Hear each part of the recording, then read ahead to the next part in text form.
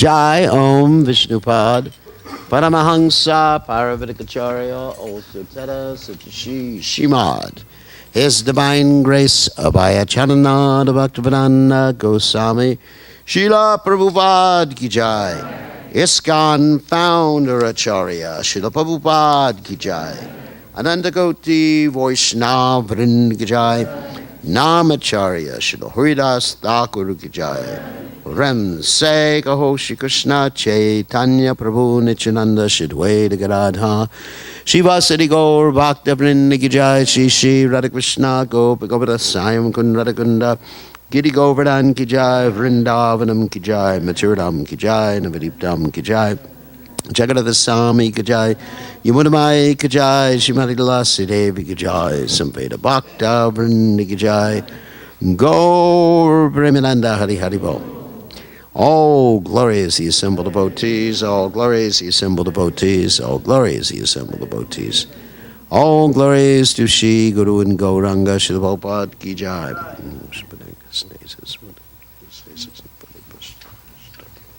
So, Om Ganat Timidanda Shah, Gananjana Shalakaya Chakshur Unmeritam Yena Tasmai Shri Gurave Namaha. So, as some of you heard, we just finished the ISKCON Disciple course. So I'd like to give you a brief overview of what that course is. So some of you may want to take it in the future. And it's an important course for the reason that it helps us continue Srila Prabhupada's, it's part of the strategy to help us continue Srila Prabhupada's legacy. Now, what is Srila Prabhupada's legacy? I think that can be very nicely explained by a verse in the Bhagavatam, Tadvag Visargo Janataga Vipulavo Yasmin Parishlokam Abhadabatrapi Namananantasha Yashoni Katani Yatshinvanti Gayanti Grenati Yat Sadavaha. That this verse states that this Krishna consciousness, and specifically the Bhagavatam, Bhagavad Dharma, is meant for creating a revolution in the misdirected lives of an impious civilization. Now here we're talking about not a violent revolution, but a revolution in consciousness. Because in this age of Kali, everyone has a little bit of devil in them. And, I'm sorry, a lot of devil in, I made a mistake there. A lot of devil and a little bit of angel in them. So Lord Chaitanya is very kind. In the previous ages, we had Krishna, who was also a little kind. And Krishna took the devils and he got rid of them in the Mahabharata war.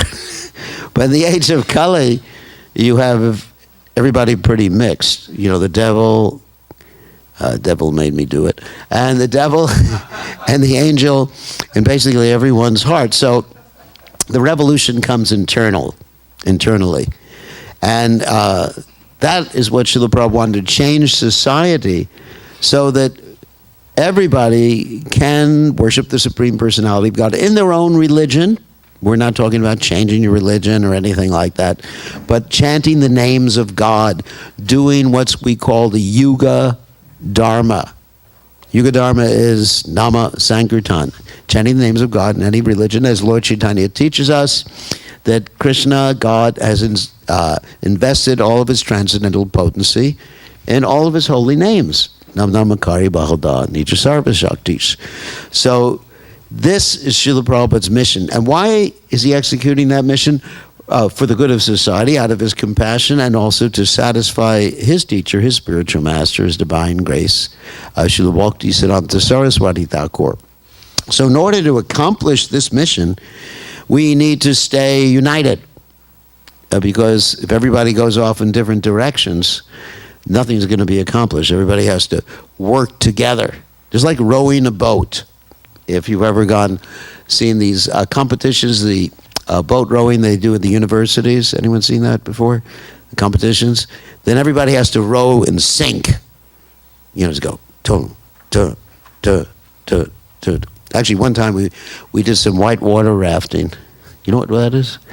And so we had a captain, and the captain had to call the shots. Okay, right side row, left side row, when you're going down the river, because of the rapids, you can get in trouble.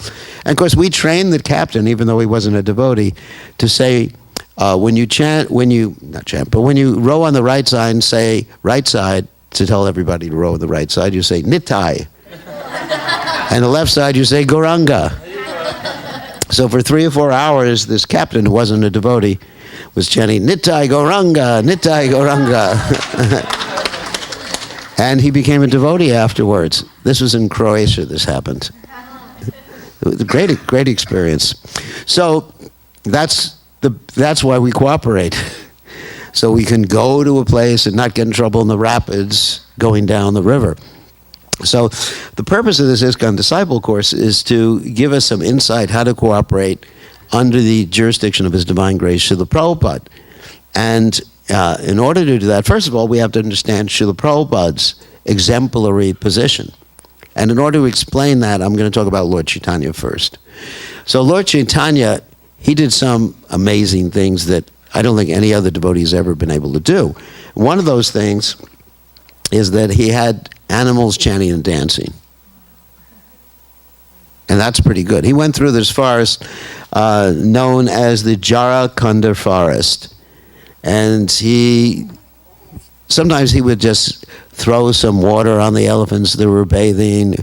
And they would get up and they would chant and dance, and the tigers and the deer. They would chant and dance and kiss each other and everything like that. And it was pretty amazing. Of course, I wasn't there. But his servant was shocked to see that. So that's something very unique. And that indicates a very unique personality. Only God can do that. So Prabhupada did things like that, not exactly the same thing. If he had done that, you'd be reading about it. So he did some things that were so amazing that only someone in a very exalted position, what we call Shaktavesh avatar, could do. And I'm going to tell 2 stories about that. I mean, of course, Prabhupada, the other day in Bhagavatam class, we were talking about mystic powers. How sometimes people have these mystic powers. Mahima city, they can make themselves very small. Or Mahima, they can make themselves very big. Pretty good without eating a lot. And small without going to a weight reduction clinic. So make themselves big, small, Lagima, very light, they can fly in the air. Prapti city, they can reach out and make a bank withdrawal from someone else's account. So that's called Prapti city. And then I was thinking about Prabhupada's mystic powers. And Prabhupada said one time his mystic power was to change hippies into happies. And I'm going to tell 2 stories that illustrate his exalted position in this regard. And one story is a very quick story. The other story is a little longer. One story is once upon a time Prabhupada was in an airplane. Many times Prabhupada took airplanes. And he was eating a particular dish called chidwa, which is like puff rice preparation, with some nuts and everything. And the stewardess just happened to walk by Prabhupada, said, it looks tasty. She popped some in her mouth. After Prabhupada ate it, was his remnants, actually. And no one thought anything of it. And then a few years later, devotees, this was happening in South America. A few years later, the devotees were going through Brazil on Sankirtan, distributing books, and they knocked on the door in the jungles, the Amazon, where all the monkeys and the not bears, but anyway, whatever is there, and knocked on someone's door, and there was a lady dressed in a sari, with tilak on, with an altar, with Gornatai on her altar, and they said, how did you get here? And she said, well, I took some chidwa. Now, she didn't know what chidwa was. I met your spiritual master, and then her whole life changed just by eating the remnants of a pure devotee. So, of course, it's described that when you have a very pure devotee, if you eat the prasadam remnants or drink the foot bathing water or take the foot dust of such a great personality, it's so powerful it could make you a devotee. It's amazing. So, anyway, that was a short story. But there's actually a much longer, more interesting story that I'm going to tell. Some of you heard it the other morning in class. Really, when I heard this, it was one devotee, Indradunya Maharaj, was telling this story. And I thought everyone should hear it because I was just overwhelmed with ecstasy when I heard it. So, once upon a time, the devotees were in France, in Paris. and they were preaching Krishna consciousnness, and they heard a knock on the temple door, and this person was at the other side of the door, and he was basically had fleas all over, fleas, flies. He probably hasn't bathed in like 3 or 4 years, something like that. And he couldn't pronounce words even in French properly. And he just said, food, like that. And the devotees, of course, being compassionate, brought some prasadam to him and said, here, take this prasadam. But you really can't come in. I mean, you really smell bad. I remember in New Orleans, we used to insist that all the people who took prasadam came in the temple room for the Sunday feast. It happened once, and then I wouldn't let them in the temple room after that because I couldn't give the lecture. The smell was so bad. Anyway, sometimes you have people like that. So, anyway, then the devotees, when this devotee, Indradyumna Maharaj, went for a walk, and he walked by and saw this person living in the bushes there, right near the Champs-Élysées, which is one of the main portions in Paris. And the person just said, food again, food. All he could say was food, or in French. And then, basically, he told them go to the temple, so they gave him some more food. Eventually, Srila Prabhupada arrives in Paris, visiting the devotees, takes the devotees on a morning walk near the same place, the Champs-Élysées. This guy jumps out of the bushes, tries to grab Prabhupada's feet, but the devotees just get away, you smelly thing, whatever. And so they push him back into the bushes and say, don't worry about him, Prabhupada. So, okay, devotees go on the morning walk. They come back, and when they come back to the temple, they find the temple door open, and this person is inside the temple, in the temple room, right in front of the deities. And so they don't know what to do. So they walk in with Prabhupada, and the person dives immediately for Prabhupada's feet and holds on to Prabhupada's feet. And the devotees are thinking, oh my God, what are we going to do? Let's chuck the guy out, beat him up or something. Who knows what they were thinking. And then Prabhupada said, no. And Prabhupada began to pat him on the head, with all the fleas and everything like that coming out. And so he began to pat him on the head. Yes, everything will be all right. Hare Krishna. And so the devotees were astounded. What can we do? This is the compassion of a pure devotee. Wow, what compassion. I mean, I couldn't deal with that one. But anyway, so then there was class. This person sat through class. And, like that, sat through class and was just listening to class. They didn't know what to do, but they said, probably gave him mercy. Okay, so they took him upstairs, hosed him down or something like that. Gave him a bath. Brought him back, put a dhoti on him, so combed his hair or whatever, cut it off or whatever. And they didn't know what to do. But eventually, he started staying in the temple. And he began to clean the temple. He became very expert in cleaning the temples, but he became very pleased with him. But still, he couldn't pronounce a word in French or English. Just food. All he could say was food. And he was chanting. And actually, the devotees, when they wanted to throw him out, he just had one more thing to say to the devotees. He said, Prabhupada, save me. Prabhupada, save me. Prabhupada, save me. And so the devotees just didn't have the heart to throw him out. Because Prabhupada, save me. Prabhupada, save me. And all he did was grab hold of Prabhupada's feet and get patted on the head by Srila Prabhupada. So then what happens is that, he's doing a nice job cleaning the temple. So the devotees get ready to go on Sankirtan. Indradyumna Maharaj, they have a Sankirtan van. They pack it with books. Ditya Narayan Prabhu was there. Not really. This is before he was born. Anyway, so, yeah. No, this is not a story about Ditya Narayan. It's a story about another. So, and then they get ready to drive the van away, and then sitting in the passenger seat is this guy, who they call Pigpen, incidentally. That's from the Charles Schulz cartoons, if anyone you've seen.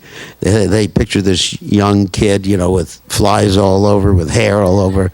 And so somehow the devotees called him Pigpen. You know, it's not so compassionate to call someone Pigpen. Yeah, they call him Pigpen. So Indraduni Maharaj tells the story. He said, Pigpen, why are you sitting here? He said, Sankirtan, Prabhupada saved me. Prabhupada saved me. He said, you can't go on Sankirtan. Go back and clean the temple. And so he said, Prabhupada saved me. Sankirtan. It's a good Sankirtan story, isn't it? So, all right, they said, all right. They took him out and traveling Sankirtan. So the devotees prepared their breakfast. In the meantime, this person, who, for lack of a better word, was called Pigpen, but he wasn't. Actually, at this point, he was a little clean. So this, while they were preparing prasad and bringing to eat, he just took a big book bag and packed it full of books, went out, and started distributing books. And they thought, oh, God knows what's going to happen. So he comes back while they're still eating or just finishing eating, and they're just talking to each other, and the book bag is empty. And they say, what did you do with the books? You didn't throw them away, did you? He said, no, I distributed the books. They said, how did you distribute the books? And he, got Lakshmi for him, money for him too. And he said, I just said, Prabhupada saved me. That was his Sankirtan line. You could try that sometime. But it has to be done with sincerity. Prabhupada saved me. Prabhupada saved me. They go, oh my God. So then he continued to distribute books and became one of the best book distributors. Later on, see this by the mercy of Prabhupada. This is like Lord Chaitanya getting the tigers and lions and whatever other animals and deer to kiss and everything like that and chant Hare Krishna. So he became one of the best book distributors after some time and became very knowledgeable in the philosophy, was giving class. Preached in Brazil, preached all over the world, distributed books all over the world. Took initiation from Prabhupada. His name was Rasada. And came to America, was distributing books. And, of course, he passed away recently due to some disease. But the point is, by the mercy, just by touching Prabhupada's feet and getting the pat on the head by Srila Prabhupada, he changed. His whole life changed. Just by remembering, Prabhupada saved me, Prabhupada saved me. And he never committed an offense. Of course, I met him. He was a very wonderful devotee. And so that's very special. And we've seen there's many cases like that, how Prabhupada really changed people's lives in many ways. So we can understand that Prabhupada and presenting Prabhupada to people purely, and Prabhupada's teachings purely to people, can change society. So that's what we're attempting to do. So when we talk about ISKCON Disciple Course, we're not talking about people who become gurus to supplant or substitute or interfere with people's relationship with Prabhupada. We're talking about setting up a system so that people can connect people with Prabhupada. And this is disciplic succession. And be gurus. It's not that Prabhupada continues to initiate, but those who initiate are initiating their own disciples, but connecting people to the siksha, the instruction of Prabhupada. And siksha is more important than diksha. Now, I'll explain those two words since some of you may not know the Sanskrit. Siksha means instructions. It's not a word that means, in the culture that I was brought up in, meant people that were not Jewish. Anyways, so it means instructions. And diksha means initiation, taking your vows, making your promises, like that. Both are important. But of the two, siksha is most important. Instructions. Diksha is essential. But shiksha continues after the diksha. It continues eternally. Instructions, guidance, and example. So Srila Prabhupada instructs us not only with his words, which we have so many volumes of, but also with his personal examples. So Srila Prabhupada is known as an acharya. Now the word acharya, that's a Sanskrit word again, means one who sets an example, one who preaches nicely, one who sets an example. But Srila Prabhupada is not just someone who sets an example and preaches nicely. He's the founder Acharya, which means someone who sets the example for the whole society. So it's very important for the gurus or people who accept students, disciples, whatever you may call it, to connect people with Srila Prabhupada's example, with Srila Prabhupada's teaching, with Srila Prabhupada's mission. Because in this way, they're connected to, let's say, the powerhouse. Let's say you have a powerhouse which is so many millions of volts or whatever it is, and then you have the plug, what you call in Europe a PowerPoint. I don't know, I think you call that in India too, a PowerPoint, right? That's a British statement, PowerPoint. So when you connect the plug is useful too, very important. But when you connect it to the power, and Srila Prabhupada, he's not the source of power. We have to understand this. We don't want to confuse people and think that, Srila Prabhupada is God or anything like that. He's a Shaktavesh avatar, someone who was sent down by God, someone who's sent down by Krishna to connect other people with Krishna. He's a very special personality. There are many special personalities, like Srila Prabhupada's spiritual master was like that too.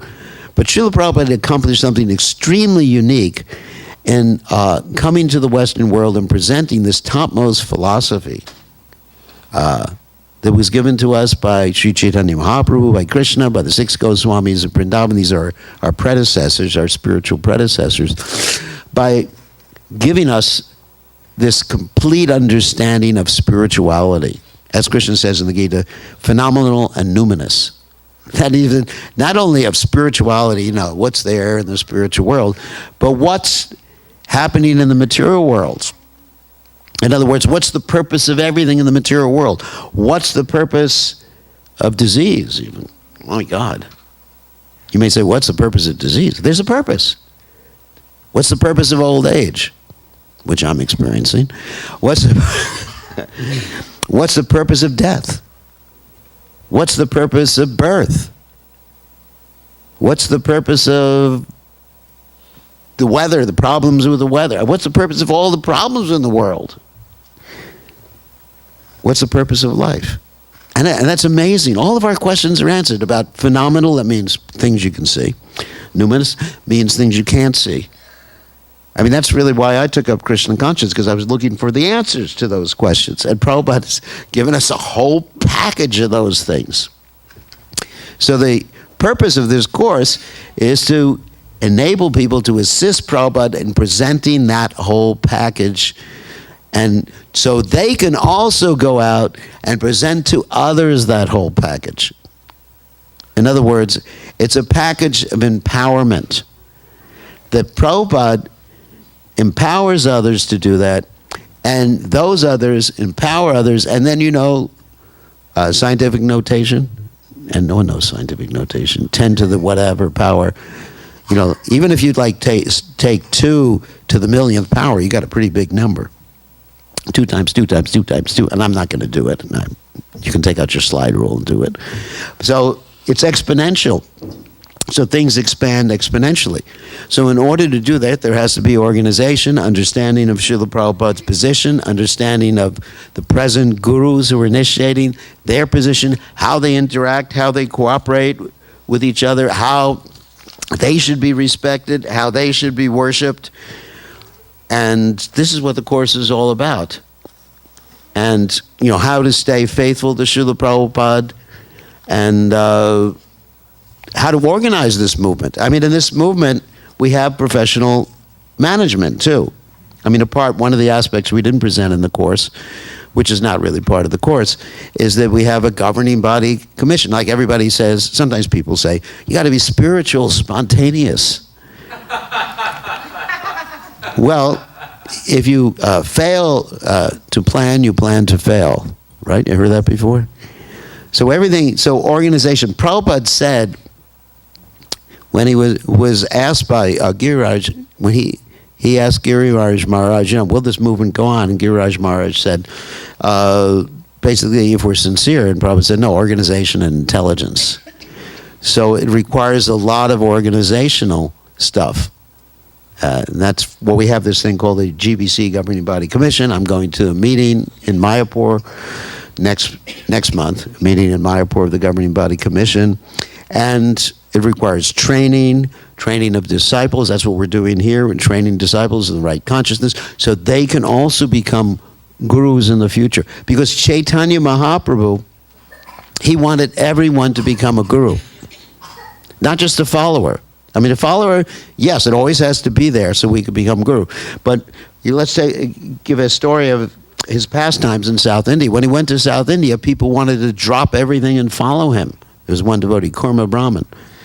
And Lord Chaitanya Mahaprabhu said, no, don't ever talk like that.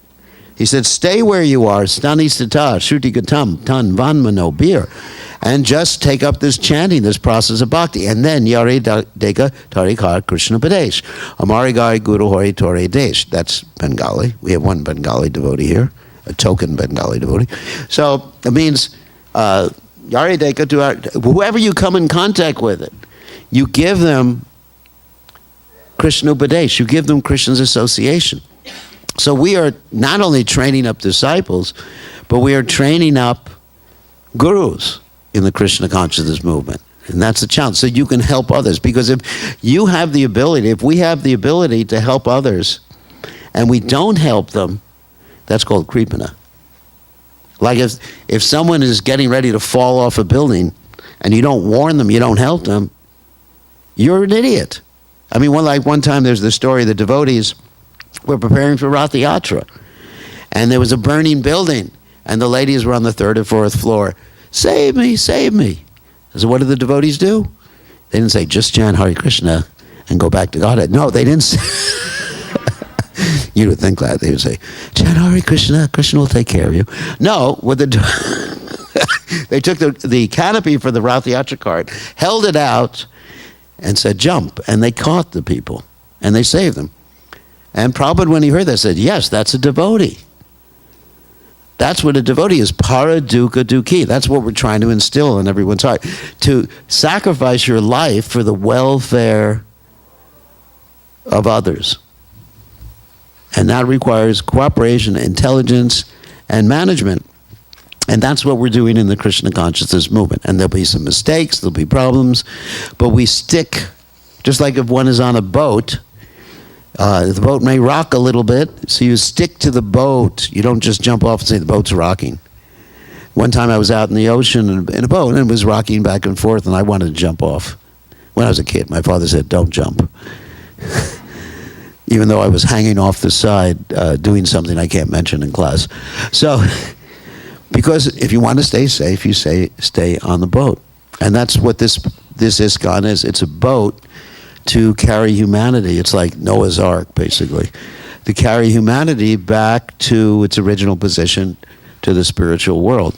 So that's basically it in a nutshell, what the disciple course is. And it's just in summary, we teach about the ISKCON gurus, what it's a guru's quality, and the ultimate quality is faithfulness to Srila Prabhupada, and following the rules and regulations, and having some spiritual knowledge, and understanding oneself to be a servant of Srila Prabhupada and the predecessor acharyas.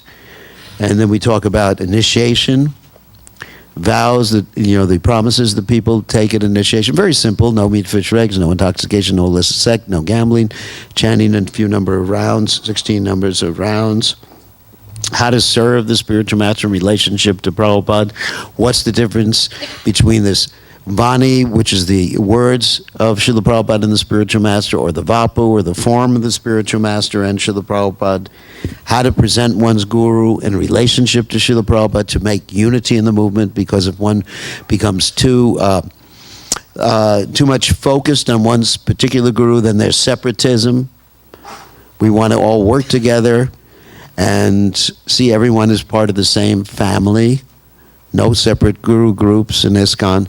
And see everyone is working under Prabhupada. I mean, just like, and I gave you the example the previous day, that it's just like in an Indian village, everyone is a brother, cousin sister. Doesn't matter whether they came from the same father or mother. It really has nothing to do with it. Everyone's brother and sister. So you want to have this sort of village relationship in the International Society for Krishna Consciousness.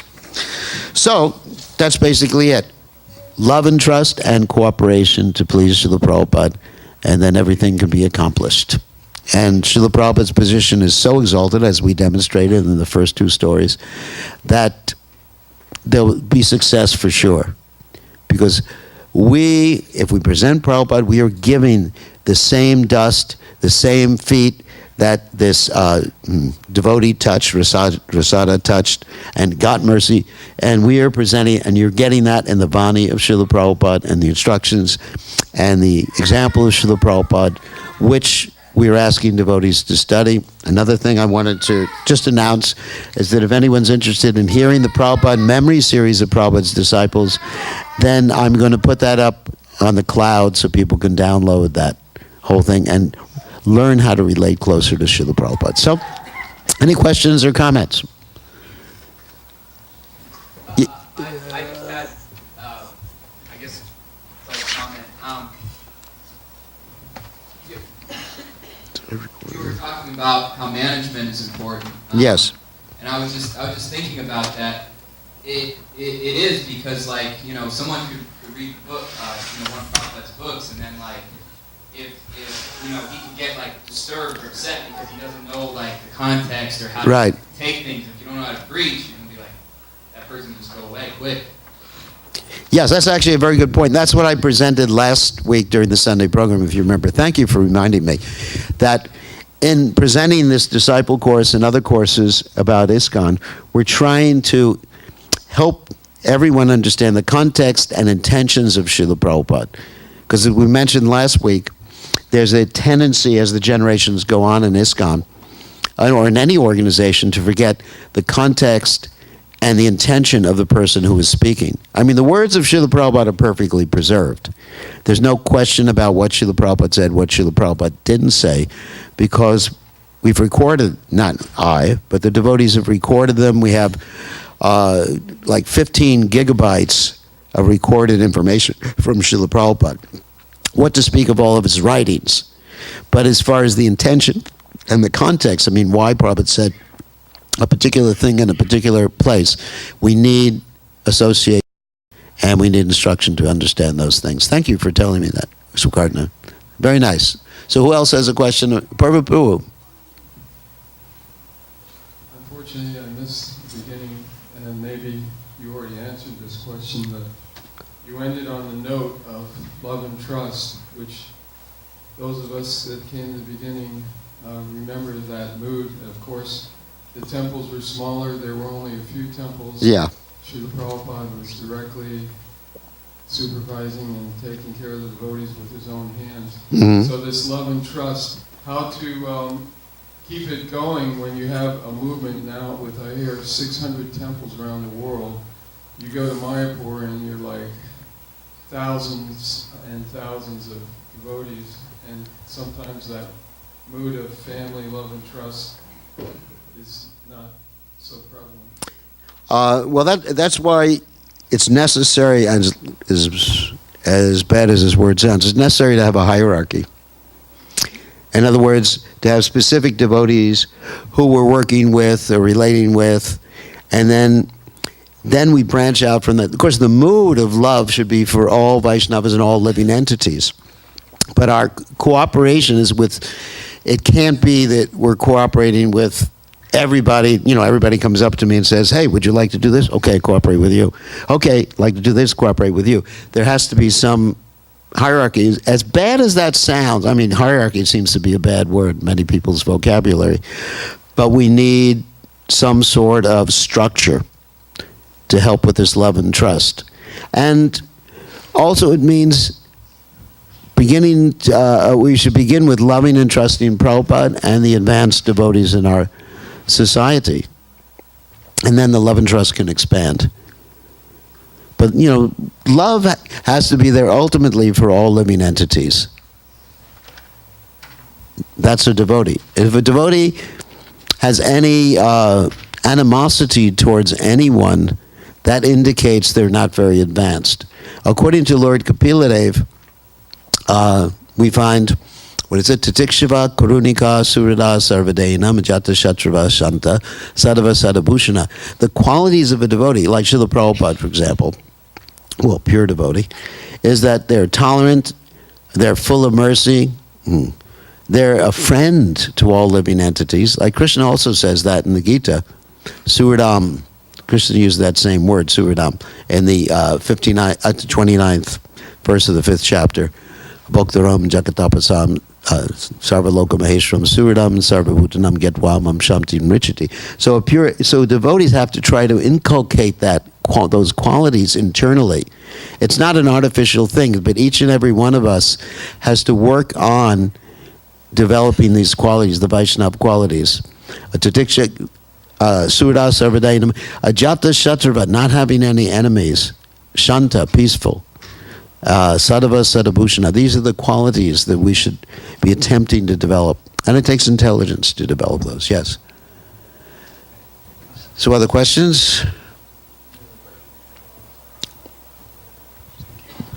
I just wanted to ask you that is this in our spiritual life, if we don't progress towards becoming a guru from a devotee, is the spiritual life incomplete? If you don't become a guru, is your spiritual life incomplete? Yeah. Not that you have to be, everyone should become a guru in the sense of initiating people, but everyone should be a guru in the sense of helping the people you know come to Krishna. You know, like we described, there's Siksha Gurus and Diksha Gurus. Siksha Guru means one who helps others, instruct others.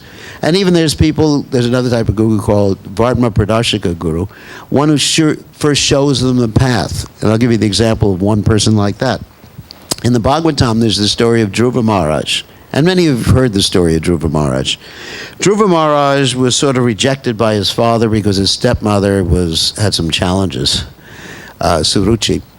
But his mother, when in giving him advice, said, if you actually want to get the love of your father to sit on your father's lap, you should worship Lord Vishnu. Now, she wasn't a pure devotee, but at least she knew that much.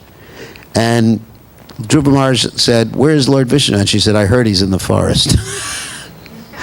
So he went into the forest to find Lord Vishnu, and fortunately, Narada Muni happened to come by. That's pretty unfortunate. And it's in fact, if one is looking for guru, Krishna will send guru. Brahmanda Brahmate Akunda Bhagwan Jeev Guru Krishna Prasade Pai Bhakti Latapish.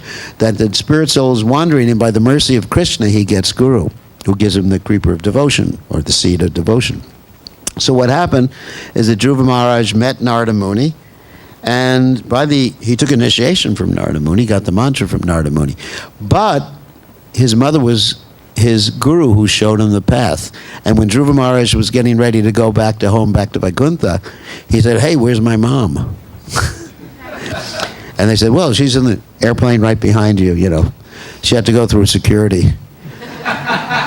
No, they didn't say that. That's a joke. Anyways, TSA held her up, you know. So she was in the airplane behind, and she went back to Godhead. So she was a guru. So at least be that tight. I think it just behooves us when we see people suffering to at least introduce them to Krishna, give them some prasadam, and you're a guru if you do that. Guru means heavy with knowledge, or at least giving them something. I mean, if people are suffering and you can do something about it, why not? Why not? If you see people suffering, I mean, it's just, I can't believe that people would just like stand by and just say, watch suffering, right? So in that sense, you become a guru, yes. And as everyone's responsible. Specifically, Lord Chaitanya said, those who were born in the land of Bhartavarsha that is their responsibility, because they've already been given that knowledge. Now, I know I've been given that knowledge, so I have that same responsibility too. But practically anyone who's born in India, you know about Krishna, you know about Janmashtami, and so you have a responsibility. Like what do they say? With great power goes great responsibility. Anyways, so like if someone's wealthy, they have it's their responsibility to help people who don't have money. You see, like someone like Bill Gates, he has so much money and he's helping people. So he's fulfilling that particular responsibility on the material platform, but still. So why not on the spiritual platform? So in that sense, everyone is meant to be. So this is what we're trying to do, train everyone up as transcendental soldiers in Lord Chaitanya's army. And then when you do that, Krishna says in the Gita that no one is more dear to me than a person who does that. And there will never be one more dear to me than a person who explains this Krishna consciousness to others. This is Krishna's direct words. So he wants some special mercy. I mean, everybody asks for blessings and mercy, right? You know, Ashirvad, Ashirvad, Ashirvad, Ashirvad, Ashirvad. We talked about this before. But you want more mercy, you got to give away more mercy. The interesting thing about mercy is the more you give, the more you have. It's not like money. With money, the more you give, less you have. Believe me, I know it. So, but with mercy, the more you give. I mean, it's amazing that it's like your bank account, your spiritual bank account, just like expands exponentially the more you give. So one more question, and then we can. Hare Krishna Maharaj. Get it's late. Yeah. I have a question about chanting Gayatri mantra. Yes. Without taking initiation, is it okay to chant Gayatri mantra or not supposed to? It won't be effective unless one is connected in the sampradaya, initiated by the Gayatri mantra with the proper guru. The Hare Krishna mantra doesn't require initiation. You can chant that, and you get immediate effect from it. Everybody, like Lord Chaitanya. I mean, basically, when you hear the Hare Krishna mantra from the proper source, in one sense, that is initiation. We talked about that in the course. But the Gayatri mantra requires hearing it from the proper source. Like I heard it from Srila Prabhupada. And even though, the Gayatri mantra is written down, we have groups, not ISKCON, but there are many other groups who sing Gayatri mantra in Kirtan. But the real potency from the Gayatri mantra comes from hearing in the disciplic succession. Sampradaya vinayin mantras te nishpala mataha. So that's important. Of course, many individual words in the Gayatri mantra are effective in and of themselves. Like starts with Om.